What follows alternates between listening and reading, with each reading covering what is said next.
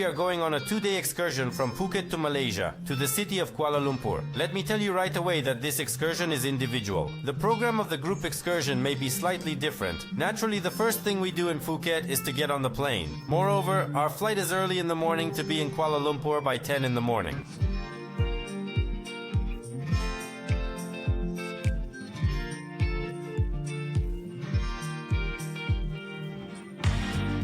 Upon arrival, we meet our guide and start our sightseeing tour. To begin with, we drive to the small town of Putrajaya, the administrative capital of Malaysia, which is located on a small island. Here is concentrated all the federal government of the country, namely the executive power. From the observation deck near the convention center, you can admire different architectural styles in modern design. Then we cross the French bridge and drive to another attraction, the Iron Mosque. This is the name of Zain al-Abidin Mosque, which is made of 70% metal structures.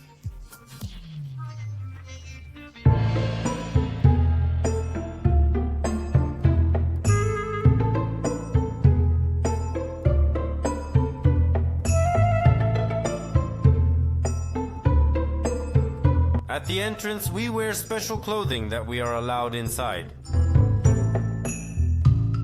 The mosque does look very futuristic. It is always cool here because there are cold water pools around the perimeter. From the lake located next to it, the wind blows and passing through the pools creates a cozy coolness in the room. Besides, the mosque is designed so that the direct rays of the sun do not get inside.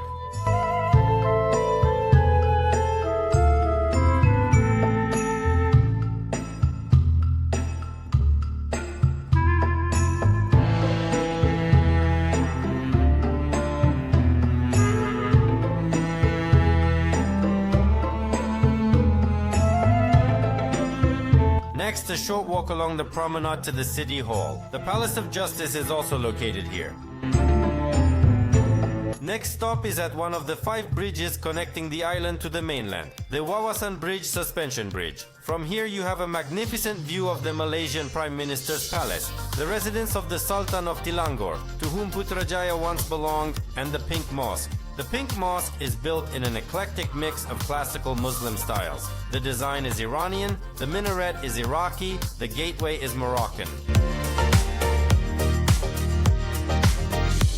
Here we say goodbye to the town of Putrajaya and drive to Kuala Lumpur. Our first stop in the Malaysian capital is at the center of Chinese culture, the Tianhu Temple, located on a mountain in a quiet, secluded place. This is the most important temple of the Chinese community in Malaysia. Not the oldest and not the only one, but the most important. It is the center of the Chinese New Year celebrations. The first floor of the complex is occupied by a restaurant and marriage department. The second floor is a huge conference hall, and the third level is the temple itself.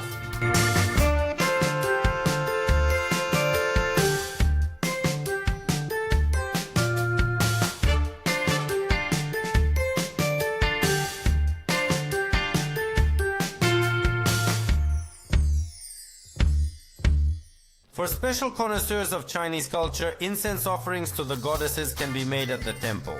But the rest of us can take beautiful photos.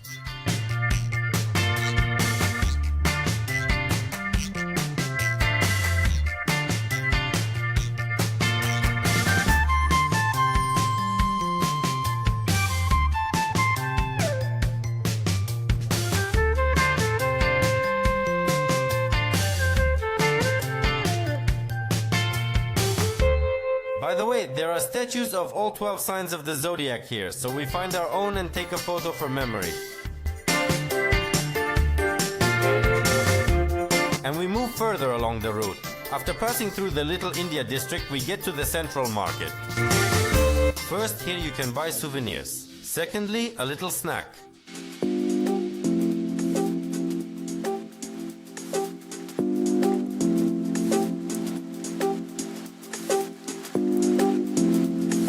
And further behind the market, we get to the confluence of 2 rivers. This is where Kuala Lumpur began. This is where tin was once mined. The rivers formed a silt estuary, so the settlement was called Muddy Mouth, or Kuala Lumpur. Walking along the revitalized waterfront, we come to Independence Square. This is the core of the historic part of the city. When the British began to actively develop Kuala Lumpur as the capital of their colony, they of course needed an administration palace. It is the main attraction of the square. Having finished the tour of the historical part of the city, we go back to the market, where we again get in the car and drive to the palace of the Supreme Sultan of Malaysia. The palace was built in 2010 years. About $250 million were allocated for its construction, and it was built in 4 years. Unfortunately, the entrance to the territory of the palace is prohibited, but you can look at it from the outside and take a picture with the guardsmen as a souvenir. And after that, we go to check into the hotel.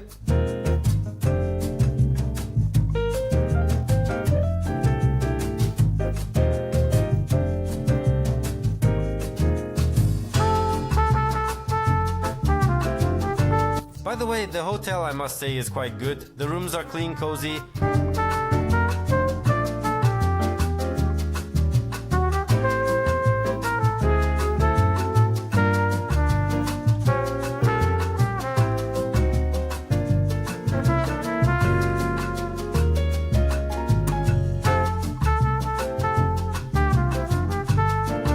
Well, in the evening there is no obligatory program as such, but at will you can look at the Twin Towers in the evening illumination. Very beautiful sight.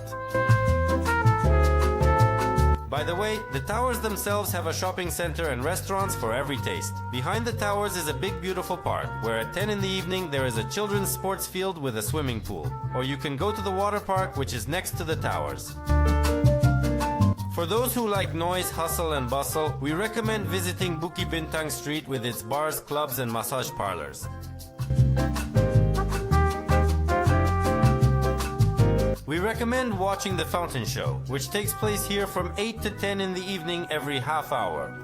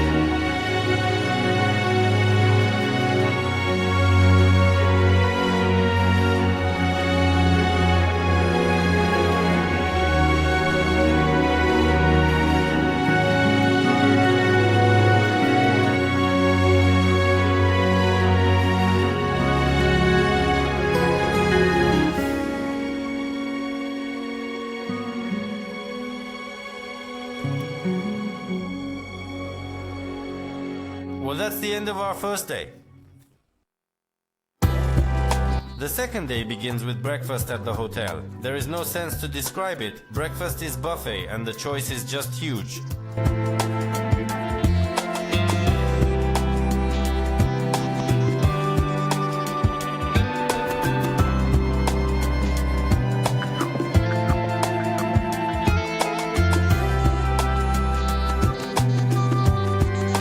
And after breakfast we leave for our first point for today. It is Batu Caves.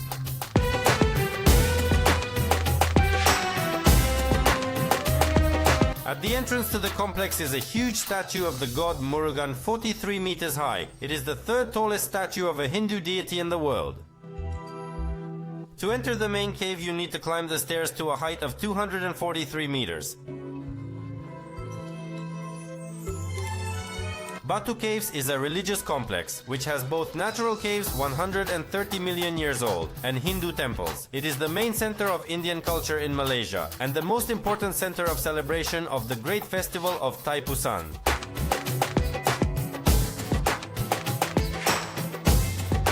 Originally, tin and bat droppings were mined here, but when all that could be extracted, the cave became empty and was used for meditation by a Hindu guru named Appalachama Pillai. One day while meditating, he had a vision of the god Murugan, who pointed his spear at this place. It was here that it was decided to build a temple in his honor.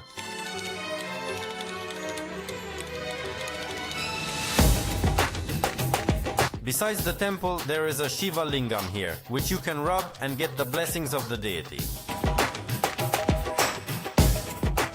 There is more than one temple in the complex. Nearby is a small temple of Vishnu and Lakshmi, built in the 80s of the 20th century. Here, as in other temples of the complex, sometimes religious rituals, pujas are held.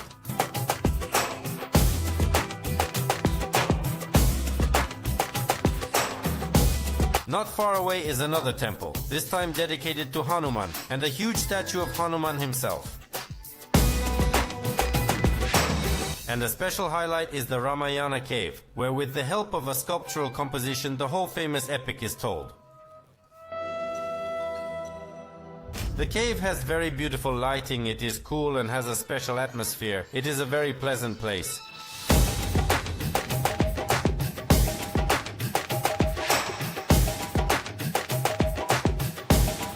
One more stop for today, we had the bird park, which is rightly considered the largest contact bird park in the world. You could even say it's 2 in 1, both a bird park and a botanical garden at the same time.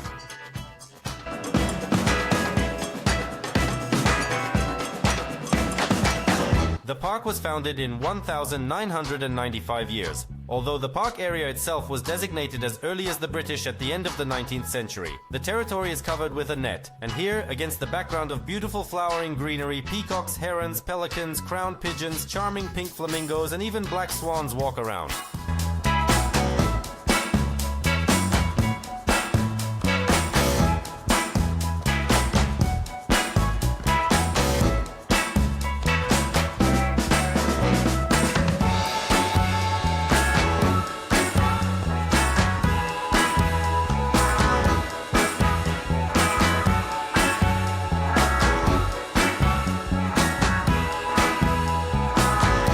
And then off to our last attraction, a visit to the Petronas Tower, or Twin Towers as they are called here. The tower was completed in 1998. The height is 452 meters, and it is currently the 11th tallest in the world.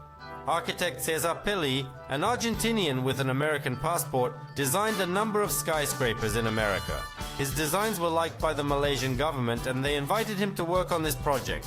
According to the architect's idea, the Twin Towers are the 8-pointed stars of Islam, which, tapering to the top, form 2 rockets on the launch to new heights. The bridge connecting the 2 towers at a height of 170 meters, where we are headed to begin, is not just a decorative addition, but also a fire safety system in case of evacuation. Incidentally, it is technically the tallest man-made bridge between 2 buildings in the world. Here we will spend 15 minutes photographing the local beauty almost from a bird's eye view. But that's not all. Then we go even higher, to the 86th floor, to the second observation deck, which is almost under the very roof. The height here is 370 meters, and the views from here are simply unforgettable.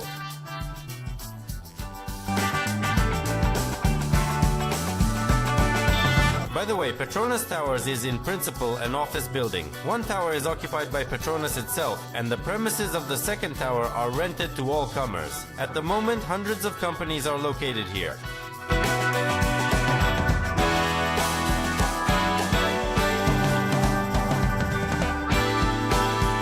And that's the end of our trip. We are going to the airport and back to Phuket. Again, it was an individual tour. It is advisable to book it at least a week in advance. Group excursion may differ in program and cost. All details see on our site phuketchiptour.ru, and we will see you on the next excursion.